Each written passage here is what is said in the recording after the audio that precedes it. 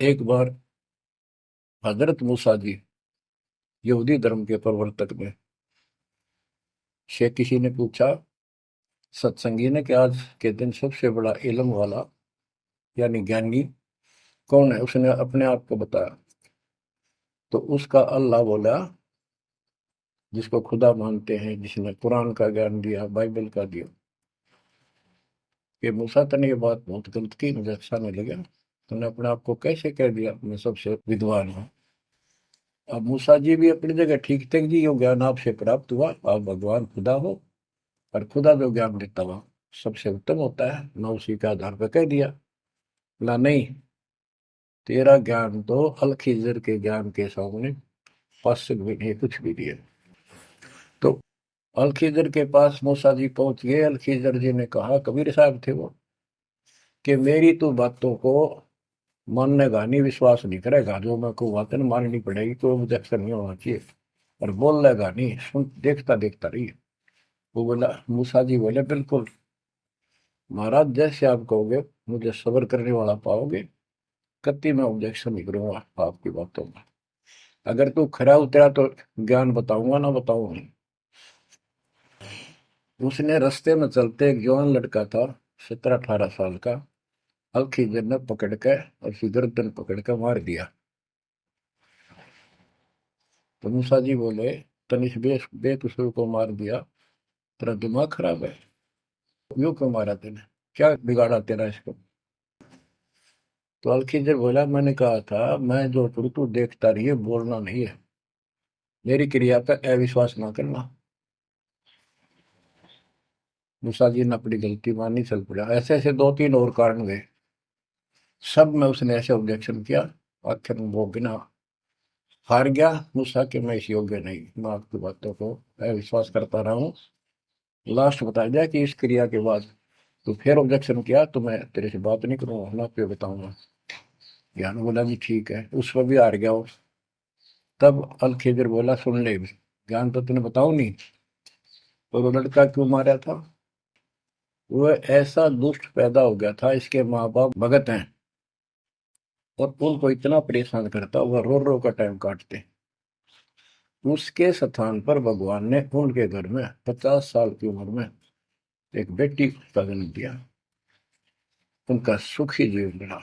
ये प्रमाण है उसके अंदर, बाइबल के अंदर। तो बच्चों, ये सत्कर मान लो, मालिक जो करे उसको सही मानो। ऊक चूक हो भी जाए तो भगवान से दूर ना हो जाना। वो जो करेगा भगवान कभी गलत नहीं करेगा, ये तो आपने मानना ही पड़ेगा। गलत तो हम करे बैठे, हाँ यू काल करवाने लगेगा, पर रोज गलत हुआ है, एक दिन भी तो नहीं।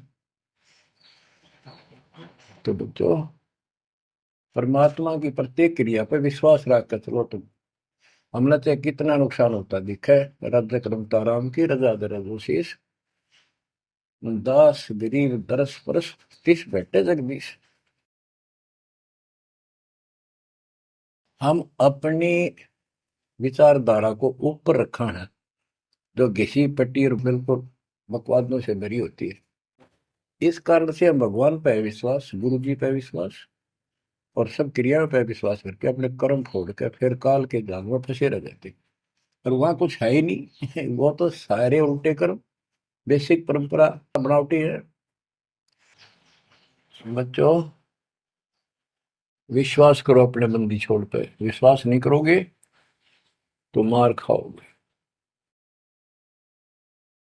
गरीबदास जी कहते हैं, गरीब सर्जन अर्जुन को सतगुरु मिले, मक्के मदीने माही, 64 लाख का मेल था, दो गन सब ही जाही।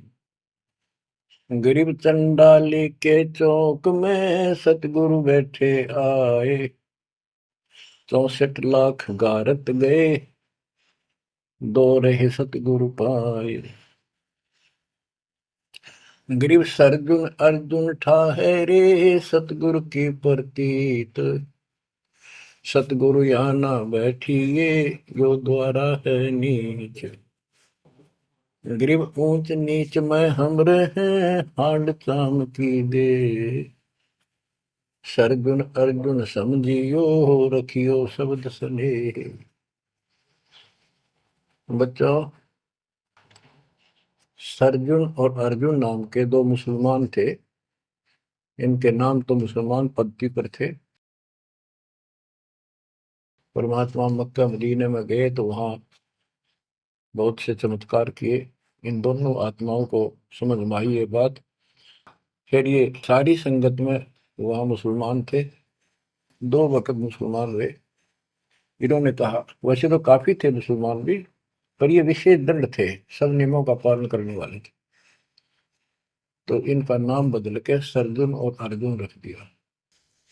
परमेश्वर कबीर जी ने संगत की परीक्षा लेने के लिए एक लीला की कि ये विश्वास करते हैं या नहीं करते हैं। क्योंकि भक्तों में गुरुदेव के आदेश का भी पालन कम होने लगा था। जैसे एक लड़की थी, उसको ज्ञान हुआ वो गलत काम करती थी, वैसा थी।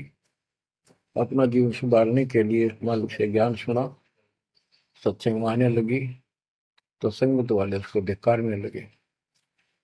गुरु जी से बताया, गुरु जी ने सत्संग के माध्यम से कहा, भाई आपने इस चीज से कोई लेना देना नहीं, कोई सत्संग सुनेगा नहीं तो आत्मा कैसे साफ होगी?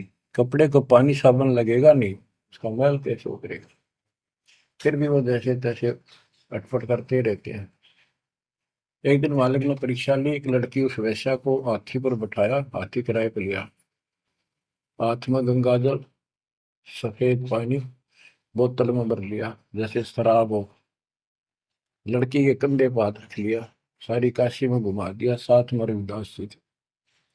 तो जितने भी सबको पता चलता है, लोग देखते गए, शिष्यों को बुला बुला के लाओ, देख हम तो क्या करते, वहां पर वैश्या तक जाती है, दुल्हा कैरेक्टरलेस है।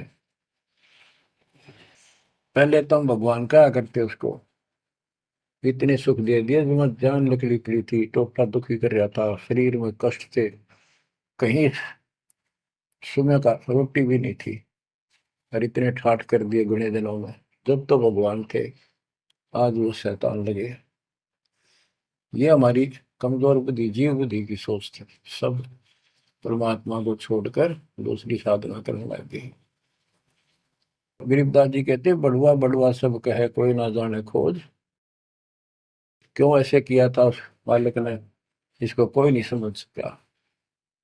दास गरीब कबीर कर्म, बट सर का बोझ। कि वो इतने शिष्य बना लिए थे, उसका भार गुरु पर होता है उनको पार करने का। और वो सारे निकम्मे हो गए थे, अविश्वास कर रहे थे, मर्यादा का पालन नहीं करते थे, तो एक का झटके में सारे आप पड़ गए, वो भार सारा उतर गया।